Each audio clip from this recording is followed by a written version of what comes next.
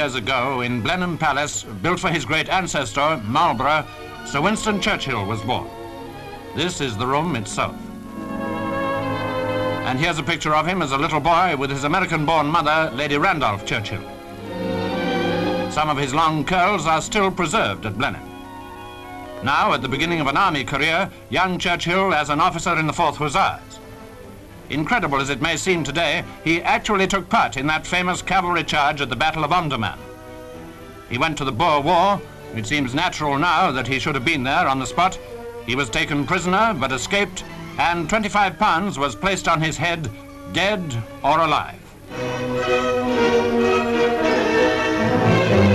Then, still early in his life, peacetime politics claimed him.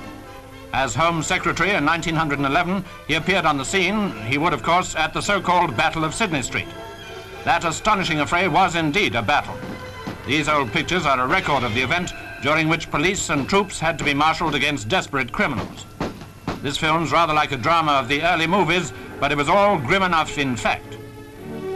In the course of Churchill's tremendous political career, he has also been President of the Board of Trade, First Lord, Minister of Munitions, Secretary of State for War, for Air and for the Colonies, Chancellor of the Exchequer, Prime Minister and Minister of Defence.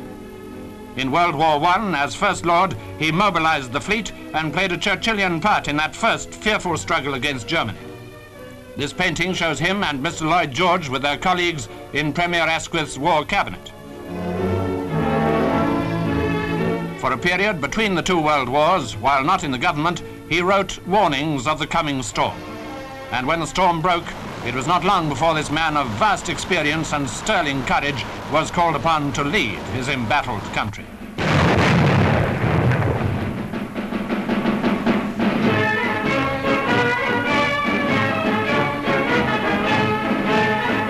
His wartime speeches are unforgettable. This is how he spoke to the country during the first period of extreme peril.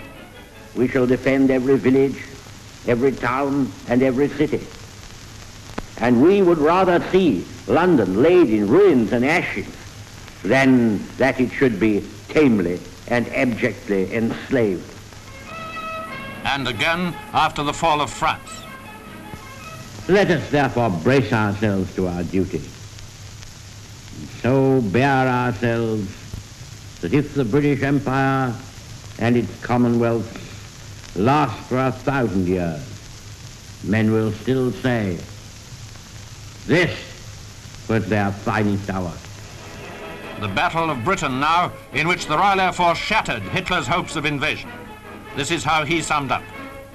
Never in the field of human conflict was so much owed by so many to so few.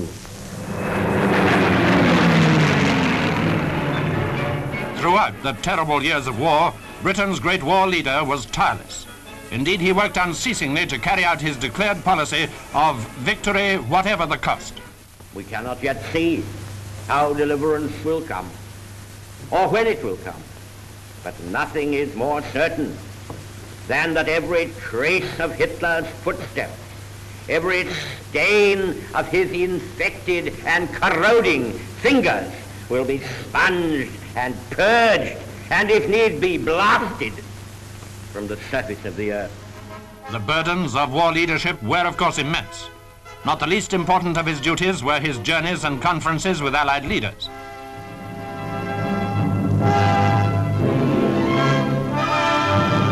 His cooperation with the late President Roosevelt was vital to victory. His meetings with Stalin followed his own axiom that everyone who fought against Hitler was a friend. When victory at last drew near, Winston Churchill, of course, went to the continent to see for himself. Here he is crossing the Rhine. What a great moment it must have been for him. Victory, however, was followed by political defeat. Throughout his unique career, his wife had shared his triumphs and his disappointments, and so it was once more. Churchill took up his pen again, and from it flowed volume after volume of his war memoirs, a tremendous record of the fearful years of conflict. He took up his brush and painting as a pastime, he added to the large collections of his work as an artist. For most men, painting is a total occupation. For Churchill, it's a relaxation and something that his character demands, adventure. Presently, the country had the opportunity to choose again, and this time Churchill and his party were reinstated after vigorous campaigning by the veteran campaigner.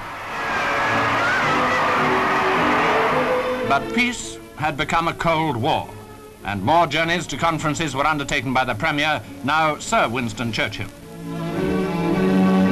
In Jamaica, for example, at Woodford, to celebrate his 30 years of service as their member, his constituents have presented him with a portrait of Lady Churchill. One can well imagine how such a birthday present delighted him. He was quick to point out that it couldn't have been painted without his wife's help. He was entitled, he said, to express his thoughts and thanks to her in a decisive form. This he proceeded to do.